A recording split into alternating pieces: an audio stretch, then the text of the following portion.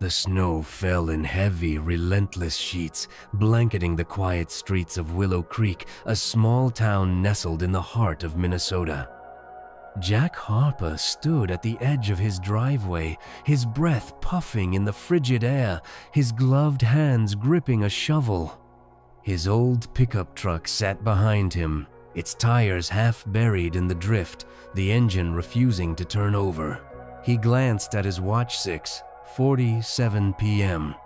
The daycare would close soon, and his 6-year-old daughter Lily was waiting. His chest tightened. How was he going to get to her in this storm? The question hung in the air, unanswered, as the wind howled and the cold seeped through his worn-out jacket. Jack was a single dad, 38 years old, with calloused hands from years of construction work and a heart heavy with worry. His wife, Sarah, had passed 3 years ago, leaving him to raise Lily alone. Bills piled up on the kitchen counter, the fridge was nearly empty, and now this storm threatened to strand him.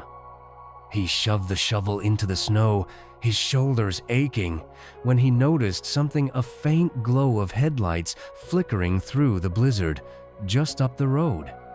The car was stuck, its rear wheels spinning uselessly in a snowbank.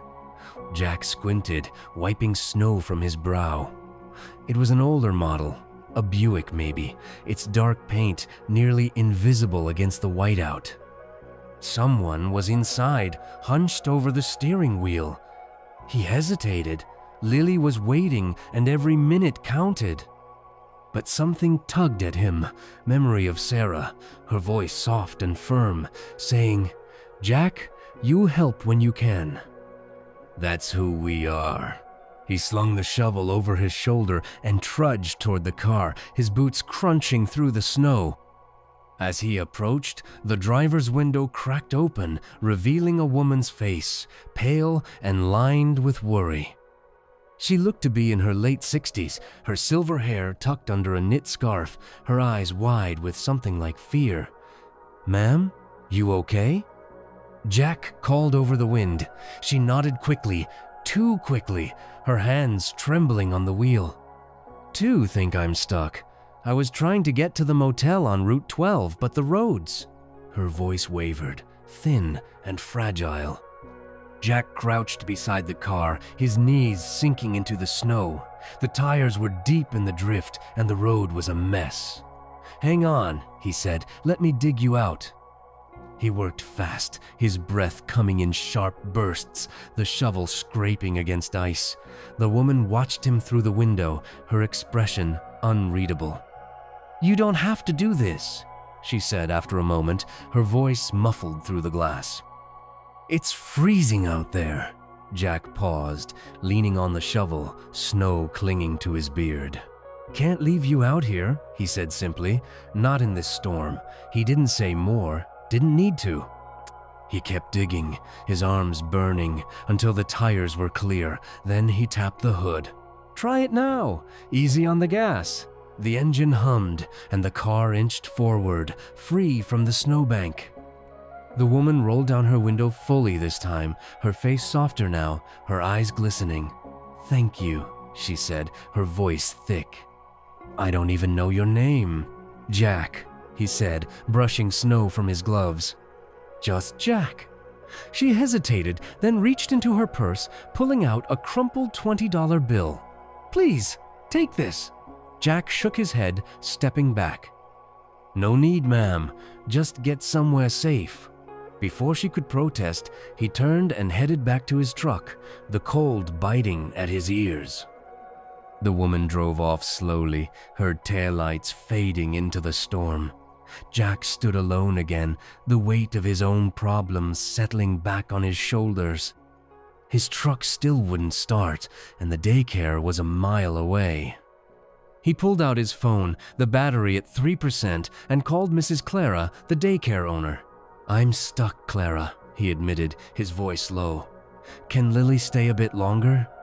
Clara's voice was warm, like always. "Of course, Jack. She's coloring with the other kids. Don't you worry." He thanked her and hung up, his throat tight. He started walking, the snow swallowing his boots with every step.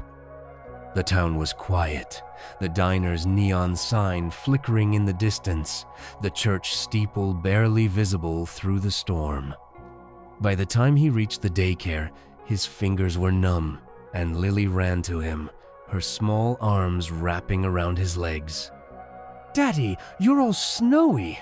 She giggled, her brown curls bouncing. He forced a smile, lifting her into his arms.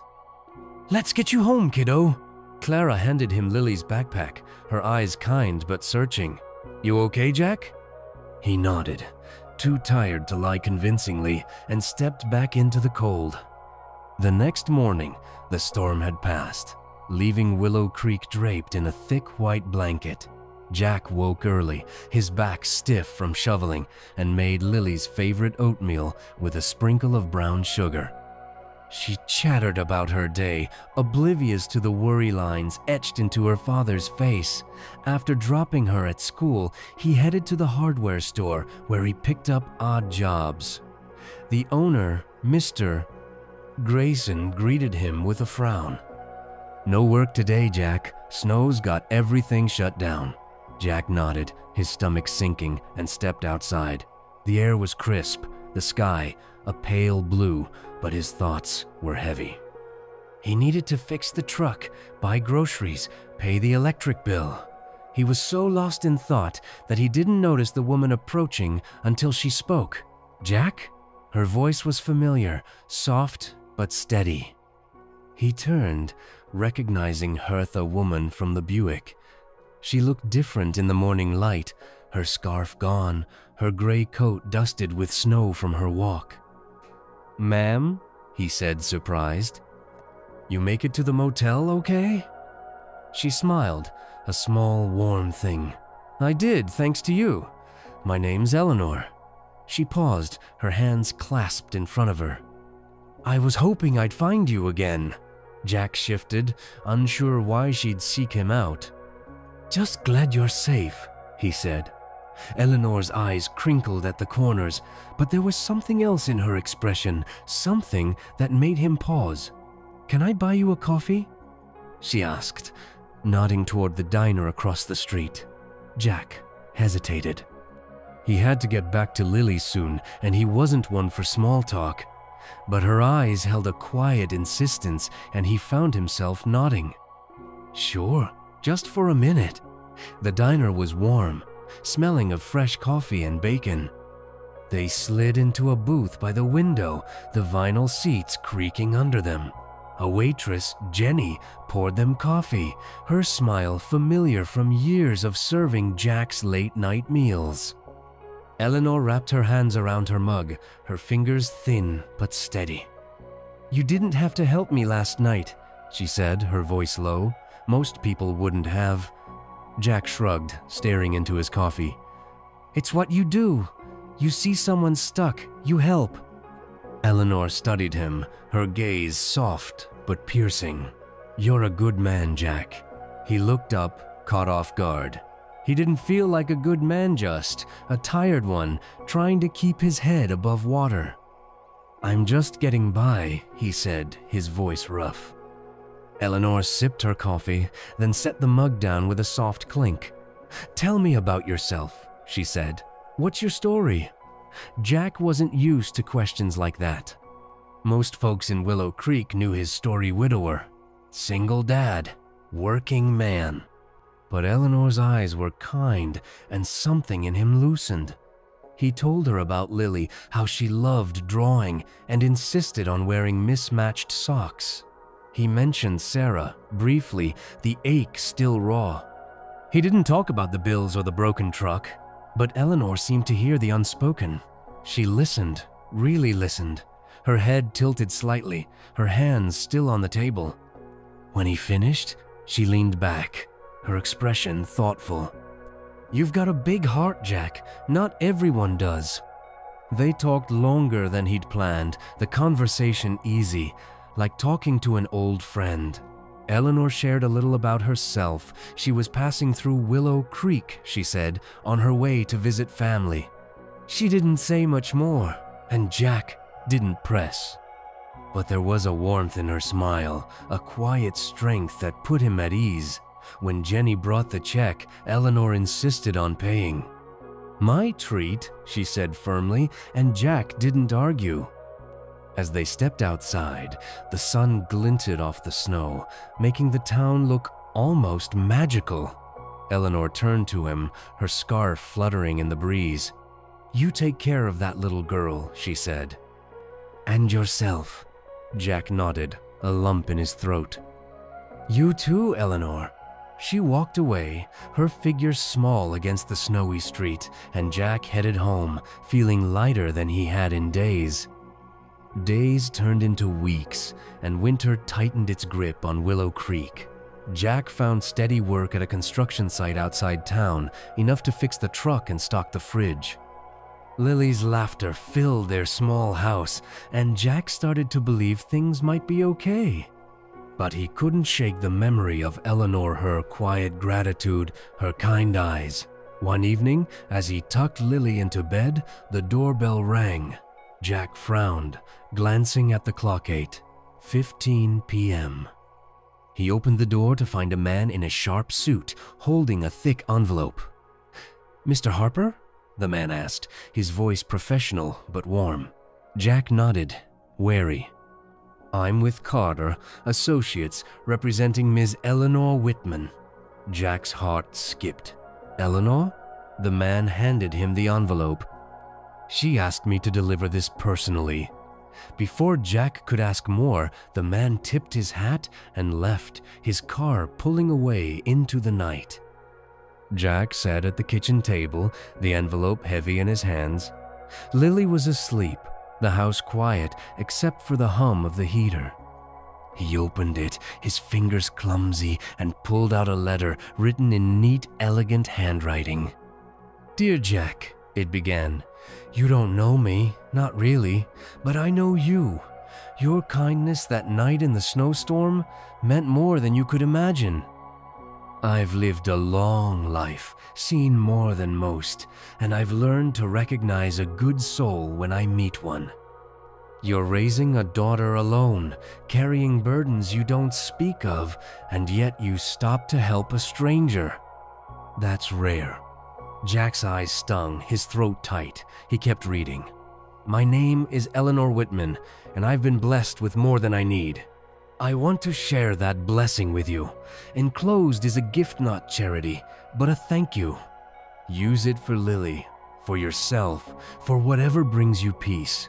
Tucked inside the envelope was a check, the amount so large it made Jack's hands shake. 500. He sat there, stunned, the letter trembling in his grip. Eleanor Whitman. He'd heard the name before, hadn't he? A whisper in town, a story in the news. He grabbed his phone, his fingers fumbling as he searched. The results flooded in Eleanor Whitman, billionaire philanthropist, widowed years ago, known for quiet acts of generosity. She'd been in Willow Creek, not just passing through, but visiting a children's hospital she'd funded decades ago. Jack's heart pounded. That woman in the Buick, the one he dug out of the snow, was her. He read the letter again, her words sinking in. A gift, she'd called it, not charity. He thought of Lily, of the life he could give her college, a home without leaks, a future without fear. Tears fell, hot and silent, onto the table. He hadn't cried since Sarah's funeral, but now he couldn't stop. It wasn't just the money. It was Eleanor's belief in him, her trust in his heart. The next morning, Jack drove to the bank, the check folded carefully in his pocket. The teller's eyes widened, but Jack stayed calm, his voice steady. He set up a trust for Lily, paid off the bills, and donated a portion to the church's food pantry, where he'd once picked up groceries in secret. He didn't tell anyone about Eleanor, not yet. It felt too big, too sacred. Instead, he took Lily to the diner, ordered her favorite chocolate chip pancakes, and watched her smile, her face lit by the morning sun. That evening, he wrote a letter back to Eleanor. take care of the law firm. Thank you," he wrote simply. "You changed our lives. I'll never forget you." He didn't know if she'd read it, but it felt right to try. Months later, spring came to Willow Creek, the snow melting into rivers that sparkled in the sun. Jack and Lily walked through the town park, her hand small in his, her laughter chasing the breeze. The diner was bustling, the church bells rang on Sundays, and life felt full again. Jack never saw Eleanor again, but her gift lived on in Lily's future, in the pantry that fed others, in the warmth of a town that held them close. He thought of her often, her quiet strength, her belief in small acts, and he knew deep down that kindness was a ripple, spreading far beyond what the eye could see. One small act can change a life. Have you seen kindness change a life? Share your story in the comments.